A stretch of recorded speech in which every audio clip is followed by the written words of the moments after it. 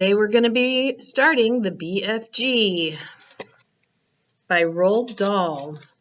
Illustrations by Quentin Blake. For Olivia. List of characters. The humans are the Queen of England, Mary, the Queen's maid, Mr. Tibbs, the palace butler, the head of the army, the head of the Air Force, and of course, Sophie, an orphan. The giants in this book are the Flesh Lump Eater, the Bone Cruncher, the Man Hugger, the Child Chewer, the Meat Dripper, the Gizzard Gulper, the Maid Smasher, the Blood Butler, the Butcher Boy, and of course, the BFG. Chapter 1, The Witching Hour. Sophie couldn't sleep. A brilliant moonbeam was slanting through a gap in the curtains. It was shining right onto her pillow. The other children in the dormitory had been asleep for hours. Sophie closed her eyes and lay quite still. She tried very hard to doze off. It was no good. The moonbeam was like a silver blade slicing through the room onto her face. The house was absolutely silent. No voices came up from downstairs. There were no footsteps on the floor above either. The window behind the curtain was wide open, but nobody was walking on the pavement outside. No cars went by on the street. Not the tiniest sound could be heard anywhere. Sophie had never known such a silence. Perhaps, she told herself, this was what they called the witching hour.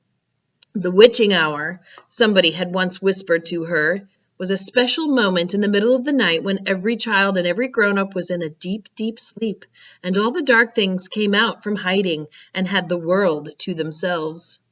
The moonbeam was brighter than ever on Sophie's pillow. She decided to get out of bed and close the gap in the curtains. You got punished if you were caught out of bed after lights out.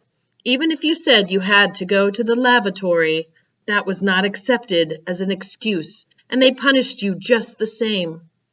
But there was no one about now. Sophie was sure of that. She reached out for her glasses that lay on the chair beside her bed. They had steel rims and very thick lenses, and she could hardly see a thing without them. She put them on, then she slipped out of bed and tiptoed over to the window. When she reached the curtains, Sophie hesitated. She longed to duck underneath them and lean out of the window to see what the world looked like now that the witching hour was at hand. She listened again.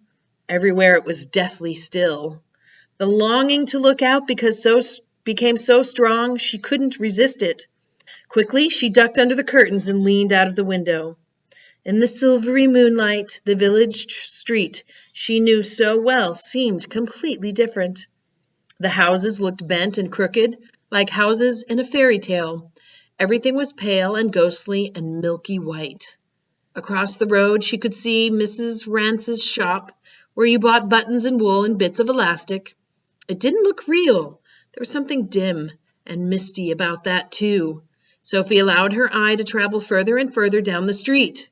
Suddenly she froze. There was something coming up the street on the opposite side.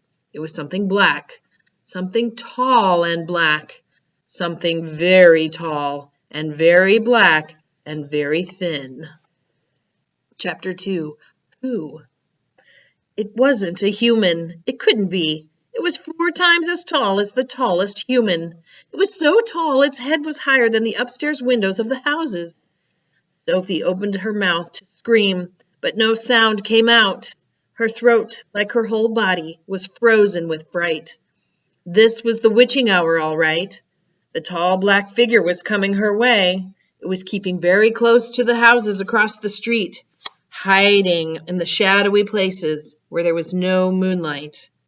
On and on it came, nearer and nearer, but it was moving in spurts. It would stop, then it would move on, then it would stop again. But what on earth was it doing? Aha! Sophie could see now what it was up to. It was stopping in front of each house. It would stop and peer into the upstairs window of each house in the street.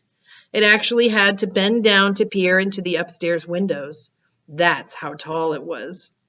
It would stop and peer in, then it would slide on to the next house and stop again and peer in, and so on all along the street. It was much closer now, and Sophie could see it more clearly. Looking at it carefully, she decided it had to be some kind of person. Obviously, it was not a human, but it was definitely a person. A giant person, perhaps. Sophie stared hard across the misty moonlit street. The giant, if that was what he was wearing a long black cloak. In one hand he was holding what looked like a very long, thin trumpet. In the other hand he held a large suitcase. The giant had stopped now right in front of Mr. and Mrs. Gucci's house. The Guccis had a greengrocer's shop in the middle of the high street, and the family lived above the shop. The two Gucci children slept in the upstairs front room. Sophie knew that. The giant was peering through the window into the room where Michael and Jane Gucci were sleeping. From across the street, Sophie watched and held her breath. She saw the giant step back a pace and put the suitcase down on the pavement. He bent over and opened the suitcase. He took something out of it. It looked like a glass jar, one of those square ones with the screw top. He unscrewed the top of the jar and poured what was in it into the end of the long trumpet thing. Sophie watched, trembling. She saw the giant straighten up again and saw him poke the trumpet in through the open upstairs window of the room where the Gucci children were sleeping. She saw the giant take a deep breath and woof, he blew through the trumpet. No noise came out, but it was obvious to Sophie that whatever had been in the jar had now been blown through the trumpet into the Gucci children's bedroom. What could it be? As the giant withdrew the trumpet from the window and bent down to pick up the suitcase, he happened to turn his head and glance across the street. In the moonlight, Sophie caught a glimpse of an enormous, long, pale, wrinkly face with the most enormous ears.